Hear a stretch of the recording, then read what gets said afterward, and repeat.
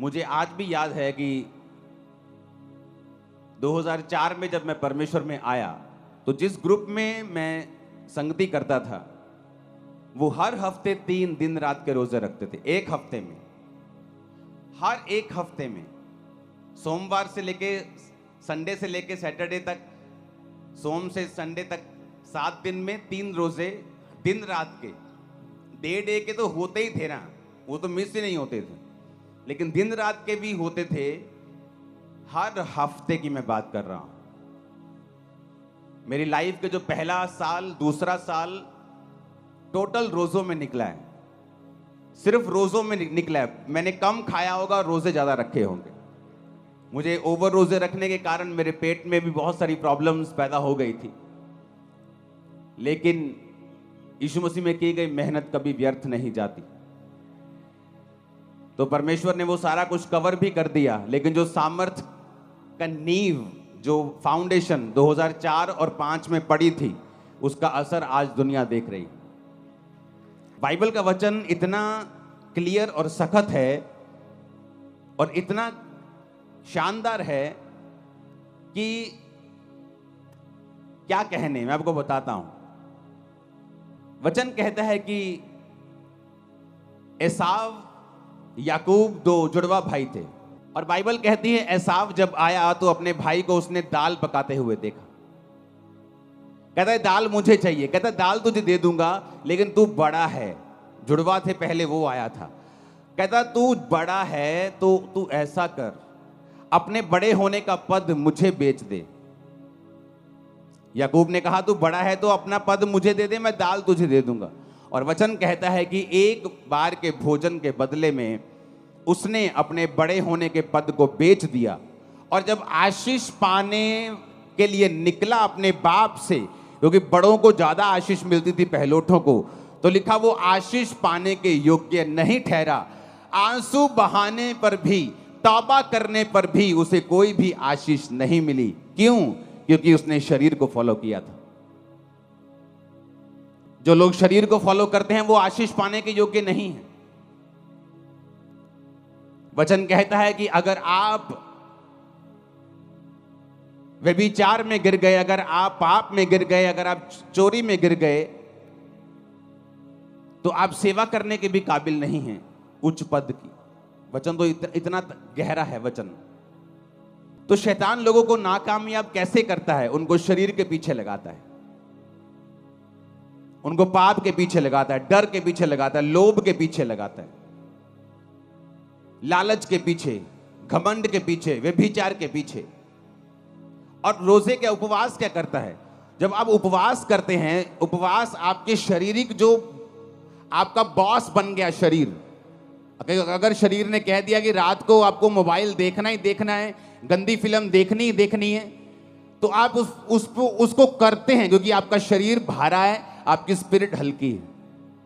आपका बॉस आपका शरीर है। और इसीलिए जब आत्मिक कामों में आप जाते हैं, जब आपको एक ब्रेक थ्रू की जरूरत होती है, जब आपको एक हीलिंग की जरूरत होती है, जब आपको परमेश्वर का हाथ चाहिए होता है, तब क्या होता है? तब आप चाहते हुए भी कुछ नहीं कर सकते, क्योंकि आपकी आत्मिक जो जिंदगी है वो कमजोर है। और जब आपको जरूरत होती है आप कुछ कर नहीं पाते हैं। अपने हाथों को उठाओ, प्रभु से कहो खुदावन, मैं अपने शरीर के अनुसार नहीं, अपनी आत्मा के अनुसार चलो, प्रभु यीशु मसीह के सामर्थी नाम में। 2 तीमुथियुस 2 उसकी 20 से 22 आयत, उसमें लिखा है बड़े घर में ना तो केवल सोने चांदी के, पर काठ और मिट्टी के बर्तन भी होते हैं। कोई कोई आदर, कोई कोई अनादर के लिए। यदि कोई अपने आप को इनसे शुद्ध करेगा तो आदर का बर्तन और पवित्र ठहरेगा और स्वामी के काम आएगा और हर एक भले काम के लिए तैयार होगा। जवानी की अभिलाषाओं से भाग, और जो शुद्ध मन से प्रभु का नाम लेते हैं उनके साथ धर्म, विश्वास, प्रेम और मेल मिलाप का पीछा कर।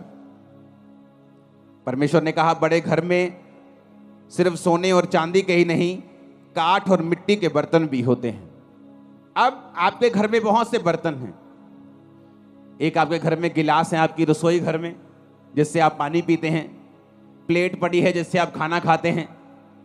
एक बाल्टी ऐसी पड़ी होगी, वाटर कूलर पड़ा होगा जहां आप पानी स्टोर करके रखते हैं, उससे पानी पीते हैं।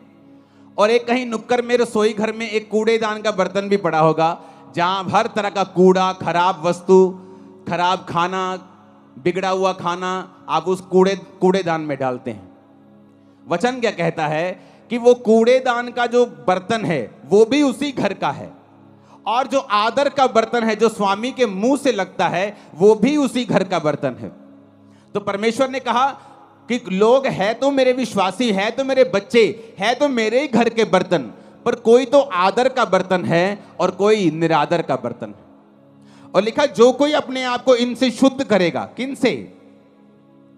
व्यभिचार से, पाप से, शरीर के कामों से, निंदा से, चुगली से, विश्वासघात, माता पिता की आज्ञाओं को ना मानना, ढीठ, घमंडी, लड़ने वाले, गालियां निकालने वाले। परमेश्वर ने कहा अगर तुम इन चीजों से अपने आप को शुद्ध नहीं करोगे तो तुम अनादर के बर्तन ठहरोगे, और अगर तुम अपने आप को इन चीजों से शुद्ध करोगे तो आदर के बर्तन ठहरोगे। अगर तुम आदर के बर्तन ठहरोगे तो स्वामी के काम आओगे। अगर तुम स्वामी के काम आओगे, उसके मुंह से लगाए जाओगे, तुम्हारी आशीषें अलग होंगी, तुम्हारी आशीषें दूसरों के जैसी नहीं होंगी, क्योंकि तुम आदर के बर्तन हो। लिखा है क्योंकि मनुष्य स्वार्थी, लोभी, डींगे मारने वाला, अभिमानी, निंदक, जिसे अपना ही स्वार्थ है, जो हर काम अपने ही फायदे के लिए करता है, लोभी है, लालची है, हर चीज को बेचना आता है उसे, डींग मार, वो चर्च में गए थे, अच्छा ठीक नहीं हुए, आ जाओ मेरी चर्च में। डींगे मारनी। खुदावंद का आत्मा यहां आपको हील करता है, मैं नहीं। आप गवाह होंगे, और आप गवाह हैं, लंगड़े चलाए जाते हैं और कोढ़ी शुद्ध किए जाते हैं। लेकिन आपने कभी ऐसा नहीं सुना होगा कि अगर चंगाई चाहिए तो सिर्फ मेरी चर्च में आओ। यह निशानी है कि वो पास तक गिर चुका है और वचन में नहीं। अभिमानी, निंदक, माता पिता की आज्ञा टालने वाला, कृतज्ञ यानी विश्वास, थैंक्स गिविंग ना करना, ऐसे दो तरह के लोग होते हैं। प्रभु के सामने कृतज्ञ, लोगों के सामने कृतज्ञ। प्रभु जो मर्जी कर दे उसका थैंक्स नहीं करते, अगली डिमांड, उसके अगली डिमांड। जो प्रभु ने पीछे किया उसका कोई थैंक्स नहीं, अगली डिमांड, उससे अगली, उससे अगली, उनको कृतज्ञ बोलते हैं। और ऐसे लोग भी होते हैं, आप अगर उनके लिए कुछ करेंगे, बोलोगे ले मैं तो इनका वर्कर हूं, ये तो इनका फर्ज बनता था करना। मैंने लाइफ में वर्कर देखे 30-30 साल से काम करते हुए, सेम सैलरी, धीरे धीरे सैलरी बढ़ रही है कछुए की चाल से, और कोई हेल्प नहीं की। मैंने देखे हैं वर्कर लोगों के घरों में काम करते, लोगों की जिंदगियों में काम करते हुए। तो उसने कहा जब तुम्हारी हेल्प हो, जब तुम्हें कुछ मिले तो उसका थैंक्स करो, वो इंसान हो या परमेश्वर। अपवित्र, दया रहित, क्षमा रहित, दोष लगाने वाला, असंयमी, कठोर, भले के बैरी, विश्वासघाती, ढीठ, घमंडी, प्रभु के नहीं सुख विलास के चाहने वाले, भक्ति का भेष धरेंगे पर शक्ति को न मानेंगे, ऐसों से परे रहना। परमेश्वर ने कहा यदि तुम अपने आप को इनसे शुद्ध करोगे तो आदर के बर्तन ठहरोगे।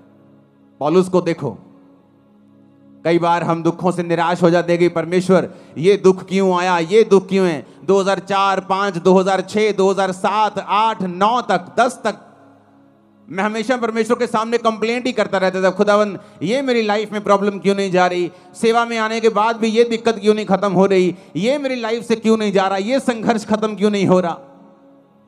आज हम पौलुस की पत्रियों को पढ़ते हैं।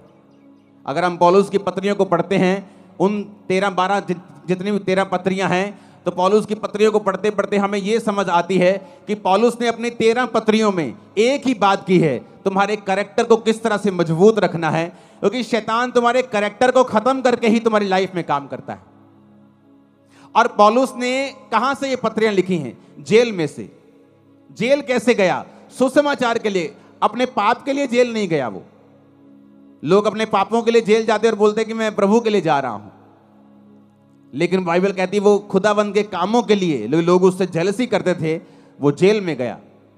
जेल में गया तो एक आम इंसान सोच सकता है कि अगर ये परमेश्वर का दास है तो फिर जेल में क्यों गया, फिर प्रभु इसको बाहर क्यों नहीं निकालता। लेकिन वचन में क्या लिखा है? वचन में लिखा है कि जब वो जेल में गया तो वो सारी पत्रियां उसने जेल के अंदर से लिखी। प्रभु को मालूम था पतरस की इतनी पत्रियां क्यों नहीं। क्यों, मैं बताता हूं। क्योंकि पतरस बाहर से विकाई में था और हर टाइम बिजी रहता था। कभी वहां कभी वहां कभी वहां मीटिंग है, कभी वो विश्वासियों के पास, कभी उस कलीसिया के पास। उसकी केवल 2 पत्रियां बाइबल में है, पहला पतरस और दूसरा पतरस। अब जब सेवकाई में कोई तो चाहिए जो इस लेवल का हो, जो पतरस के लेवल का हो, जो यूहन्ना के याकूब के लेवल का हो, उसी की पत्रियां काम आएंगी। छोटे लेवल का कोई लिखेगा तो उसकी पत्रियों में वो बात नहीं होगी, वो पवित्र आत्मा की भरपूरी नहीं होगी। तो परमेश्वर जानता है कि पौलुस एक ऐसा जन है जो उस लेवल का प्रेरित है। और वचन क्या कहता है?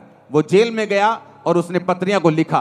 परमेश्वर का उसको जेल में डालने का रीजन ये था कि आने वाले समय में इतनी सेवकाई का असर पतरस का नहीं हुआ जितना पौलुस का हुआ। आज हम किसकी पत्रियों को पढ़ के अपने कैरेक्टर को सही रखते हैं? पौलुस की पत्रियों को पढ़ के, हाँ या ना? पौलुस की पत्रियां पढ़ते हैं। आप तीमुथियुस पढ़ो, जहां उसने लिखा है अपने स्पिरिचुअल सन को। उसने कहा मैं अपने आत्मिक पुत्र तीमुथियुस को लिखता हूं, ये करना है, ये करना है, ये करना है। दूसरा तीमुथियुस कैरेक्टर के बारे में, कुलुस्सियों कैरेक्टर के बारे में, थिस्सलुनीकियों कैरेक्टर के बारे में, तीतुस की पत्री, फिलेमोन की पत्री। अगर आप इन पत्रियों को पढ़ेंगे आपको कैरेक्टर नजर आएगा कि पौलुस ने कैरेक्टर के विषय में बहुत सी बातें की हैं। हालेलुया। लेकिन कैसे की? बाइबल कहती है हर एक चीज मिलकर भलाई को पैदा करती है जो प्रभु यीशु से प्यार करते हैं। उसने अपने आप को पवित्र रखा, फास्टिंग में रखा, प्रेयर में रखा और जेल से पत्रियां लिखी जो आज तक हम पढ़ के आशीष पा रहे हैं। अपने हाथों को उठाओ, बोलो हर एक दुख के लिए जो खुदा की मर्जी से आया, मैं खुदा का थैंक्स करता हूं। ऊंची आवाज में बात करो, थैंक्स करो ऊंची आवाज में। और पिता मैं विश्वास करता हूं कि आप कुछ बड़ा करेंगे उन्हीं दुखों के बीच से, यीशु के नाम में। अब हम फास्टिंग क्यों करते हैं? जब शरीर आपका स्वामी है, आज आपको रोजा रखना है 5 बजे तक, लेकिन सुबह आपको इतनी भूख लगी छोले भटूरे देख के कि आपने अपना रोजा खोल लिया, क्योंकि आपका शरीर आपका स्वामी। आप फैसला करके उठे नहीं ये व्यभिचार से मैं दूर रहूंगा, लेकिन आज वो लड़की बड़े सुंदर कपड़े डाल के आई, आप अभी भी उसे देख रहे हैं। क्यों? क्योंकि आपका शरीर आपका स्वामी है। जब आपका शरीर आपका स्वामी है तो आपकी लाइफ में वो काम नहीं हो सकते जो आपको बंधनों से मुक्त करेंगे, फ्री मैन आपको करेंगे, एक लेवल तक आपको लेके जाएंगे। आप कभी उस लेवल तक नहीं आ सकते क्योंकि आपका शरीर आपका स्वामी है। आपको मालूम है कि आपका मोबाइल, आपकी फेसबुक स्क्रॉलिंग आपके टाइम को वेस्ट कर रही है। ये टाइम आपको प्रेयर में देना है। क्यों? क्योंकि आपका शरीर आपका स्वामी है। आप जब फैसला कर लेते ये काम मैं नहीं करूंगा और आप प्रार्थना में चले जाते हैं, उस तरीके से आप अपनी आत्मिक लाइफ को, अपनी आत्मा को अपने जीवन का स्वामी बना देते हैं। और वचन कहता है जो आत्मा से चलेगा वो जिएगा। आमीन। आप जानते नहीं आत्मा में रहना और प्रार्थना और उपवास में रहने से कितने बंधन टूटते हैं और कहां ये चीजें लगती हैं जाके, आपको मालूम भी नहीं। जब प्रार्थना उपवास में मैं पिछले दिनों में था तो प्रेयर कर रहा था तो परमेश्वर दर्शन देने लगा। ऐसे दर्शन नहीं देने लगा कि मैं कुछ मांग रहा हूं प्रभु से कि मुझे ये चाहिए, मुझे ये चाहिए। जस्ट मेरी आदत है खुदावंद की प्रेजेंस में बैठना और बैठे रहना और प्रेयर करना और बेदारी के लिए प्रेयर करना, लोगों के लिए प्रेयर करना। मेरा अपना कोई मसला नहीं है खुदावंद के सामने। मेरे मसले चर्च के होते हैं, आपके होते हैं। आप यहाँ काउंसलिंग के लिए आते हैं, आपके केस मोबाइल पे मेरे पास आते हैं। जब उनसे हल नहीं होता डायरेक्ट मेरे पास आते हैं तो मैं लिख के भेजता हूँ, इसको ये कहना है, ये कहना है, या सिर्फ ले हैंड में खड़ा करो, या इसको रोजे रखवाओ, या मुझसे मिलाओ, इसे ऑफिस भेजो। तो मेरा मसला सिर्फ आपके साथ होता है। आप प्रभु की प्रेजेंस में होते हैं, परमेश्वर आपकी लाइफ को फ्रूटफुल बनाता है, इफेक्टिव बनाता है। वो आपके बिजनेस के बारे में आपको दर्शन दे सकता है। आपका बेटा जो बचा नहीं है, नशे करता है, उसके बारे में आपसे बात कर सकता है। आपकी वाइफ के बारे में, आपके हस्बैंड के बारे में, आपके बच्चों के बारे में, आपकी सेहत के बारे में, किसी भी बारे में वो आपसे बात कर सकता है। जो चीज कमजोर है, शैतान के हाथ में है, बंधन के नीचे है, उसके बारे में प्रभु आपसे बात करता है। इसलिए तो वचन में लिखा है कि मैं अपने वचन को भेज के अपने लोगों को चंगा करूंगा। जैसे आप बिजली का बिल भरने, पुराने टाइम में लोग लाइन में लगते थे, पता नहीं आज लगते हैं कि नहीं लगते, ऑनलाइन हो जाता सब कुछ, लेकिन लाइन में लगते। तो आप लाइन में तो लगे हुए हो, छुटकारे की लाइन में, हीलिंग की लाइन में, लेकिन जब तक आप फास्टिंग, उपवास, प्रार्थना, तौबा, शरीर के कामों से मुक्त होकर प्रभु के सामने समर्पित आप नहीं होंगे, तब तक आप लाइन में तो हो पर आपका नंबर नहीं आएगा। लाइन में तो लगे हुए हो, चर्च तो जा रहे हो, पता सब कुछ है, प्रभु की दया भी है, लाइन में लगे, ये भी एक फजल है, प्रभु को जानते हो, ये भी एक अनुग्रह है। लेकिन रियल छुटकारा नंबर कब आएगा? जब तुम इन बातों को फॉलो करोगे। ऊंची आवाज में हालेलुया बोलो।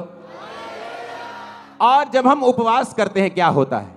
उपवास हमारे शरीर के जो बॉसपन है, उसका जो बॉसी शरीर है, जो मालिक बनता है, वो उसके मालिकियत को खत्म कर देता है। जो शरीर का प्रभाव है, पाप का प्रभाव है, गंदगी का प्रभाव है, नेगेटिविटी का प्रभाव है। मुझे आज भी याद है 2004 में जब मैं परमेश्वर में आया तो शैतान मेरे पे अटैक करता था बहुत। वचन जानने के बाद भी, प्रार्थना करने के बाद भी, सिर्फ 1 2 3 4 महीने ऐसा हुआ मेरे साथ। तो जब वो अटैक करता था मेरे पे कभी कभी, तो पवित्र आत्मा मुझे पता क्या बोलता था? मुंह से बोल। मैंने फास्टिंग स्टार्ट कर दी। खाना 6 बजे खाया है, शाम को 7 बजे, 10 बजे है रात के अभी, लेकिन मेरे मुंह से निकलता, मैंने मेरी अभी से फास्टिंग स्टार्ट। जब मैं मुंह से निकालता था, प्रार्थना में बैठता था, शैतान के अटैक कम होने लगते थे। सिर्फ मुंह से निकाला, फास्टिंग स्टार्ट है। मैं फास्टिंग से, प्रेयर से, उपवास से शैतान के ऊपर मैंने फतह पाई। जब आप फास्टिंग करते हैं, आपका जो शरीर बॉस है, उसकी जो मालिकियत है, बॉसीपन है, वो खत्म होता है। वो कम शरीर जो है, उसकी जो इच्छाएं हैं, वो आप देखना फास्ट रख के, खासकर जो लोग दिन रात के फास्ट में, दिन के फास्ट में ये इतना प्रभावित नहीं होता। मैं आपको बता रहा हूं, फायदा होगा उसका।